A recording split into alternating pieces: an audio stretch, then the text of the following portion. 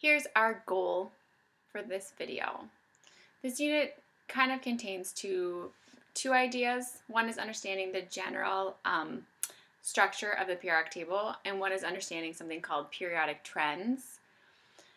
This video is kind of going to serve as a bridge between those two concepts. I want to introduce some terms to you that you need to understand in order to understand periodic trends. So, in terms of your learning targets, the most important things out of this video are I can explain how electron shielding affects elements or atoms, and I can identify how main group elements ionize based on the periodic table.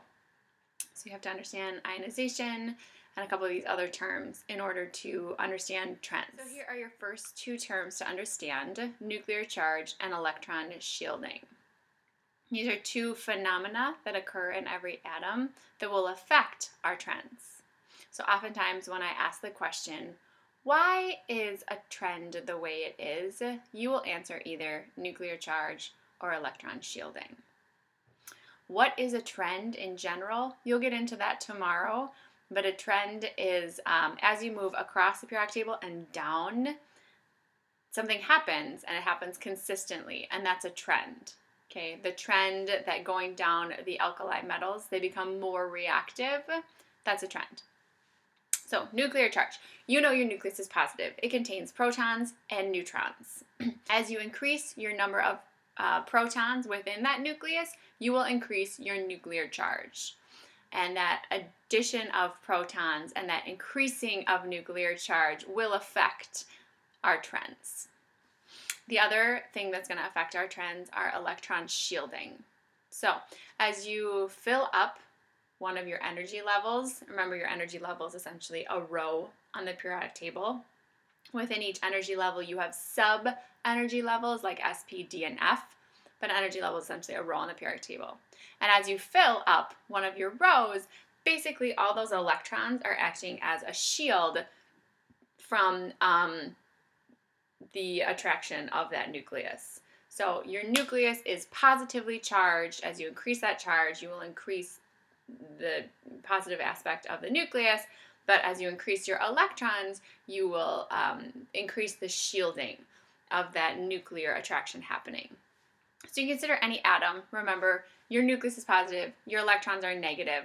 So part of just the structure of an atom is the fact that the protons are always pulling on the electrons. There is an attraction of the electron cloud with the nucleus.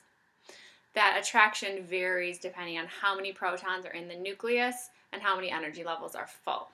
Okay? Nuclear charge, electron shielding. Again, you're going to use these to explain why the trends are the way they are.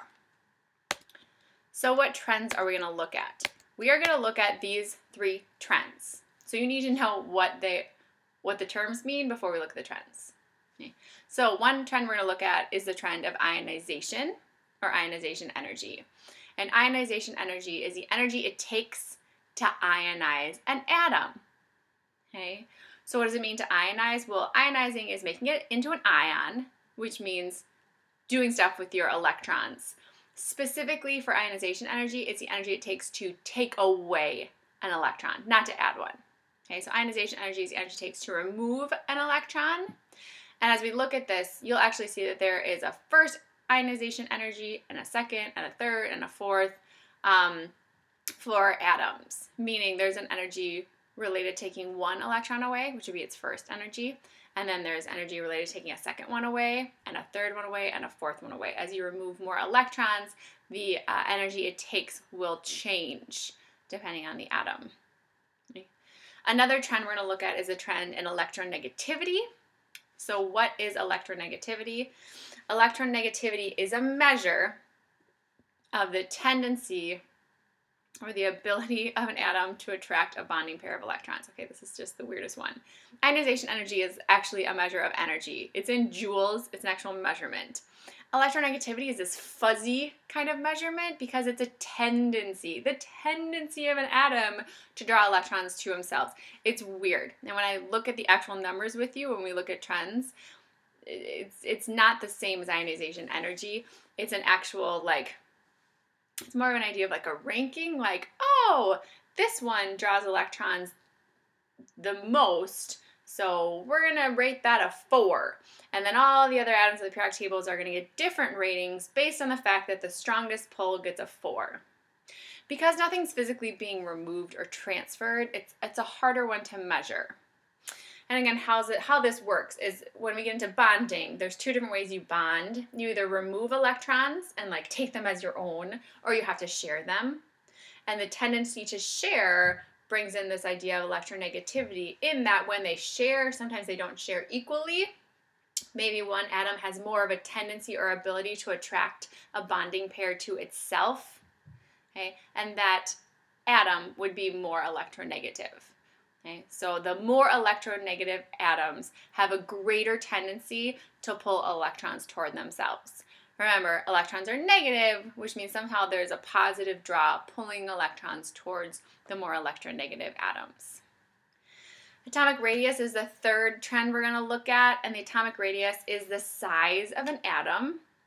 But if you really start to think about size of an atom, it's a strange thing because you can't really picture, right, protons, neutrons, electrons, and it's not super easy to measure the size of an atom. So if you actually look at the scientific definition of the atomic radius, you'll see that what they do is they take diatomic atoms, okay, and they measure the distance between the 2 nuclei of diatomic atoms, and once they measure the 2 distance, halfway between them would be the radius. Yeah, I'll show you a picture in a second, but your understanding can simply be that the atomic radius is the distance from the nucleus to our outermost energy level of the stable electrons, meaning not when they're jumping, right, but when they're in their stable configurations, it'd be to the outermost 90% probability electron would be there. That's the distance. Okay. How they actually do it is right here, as I mentioned. They take a diatomic atom. A diatomic atom is when 2 atoms of the same element are bonded, like if you have 2 chlorines bonded or 2 oxygens bonded or 2 hydrogens bonded. They take those diatomic atoms, they figure out the distance between the 2 nuclei, and then they half it, and that would be the radius. For ions, it's even harder, okay, to measure how big the atom is when it's ionized, meaning it's gained or lost electrons. This is usually done with crystallography. Okay, oftentimes ions make crystals, and they can actually look at the crystal structure using crystallography, and then sometimes actually measure distance. It's a lot harder, meaning our atomic radiuses are pretty right. We're pretty sure on most of them. Ionic radiuses, depending on what reference you look at, sometimes they're a little sketchy. Okay.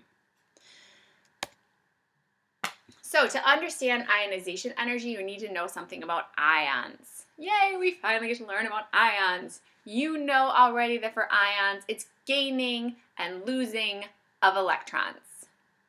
But this unit, you finally get to learn how atoms gain and lose electrons. Meaning, if sodium were to be an ion and it was going to gain or lose electrons, how many does it tend to gain and lose? There's one simple rule for ions. The goal of all ions is to gain and lose electrons to become like a noble gas. Meaning they want to lose electrons or gain electrons so that their electron configuration ends in P6. It's as simple as that. Okay, so wherever you are on the periodic table, you're going to gain electrons or lose electrons to be P6. If you look at your periodic table, how do you know what type of ion it will become? Okay, the left-hand side of your table, those ones are generally going to lose electrons and become positive. So your metals. Your non-metals are generally going to take on electrons and become negative. Okay. Just take a look at them on the periodic table. Look at your alkali metals. We know that all alkali metals are the same because they have 1 electron in their s orbital. If they wanted to become like noble gases, they have 2 choices. They could lose 1 electron, or they could gain 7. Okay, 1 more in the S, and then all 6 in the P to become that P6. So if your alkali metals either need to lose 1 or gain 7, which do you think they're going to do, right? They're going to do what's easier. And it is easier to deal with 1 electron than to deal with 7 electrons. So your alkali metals, which all have the same configuration, right? They all have that S1. They're going to lose that electron and become a +1 ion. Your alkaline earth metals, remember they were all the same. They all had S2.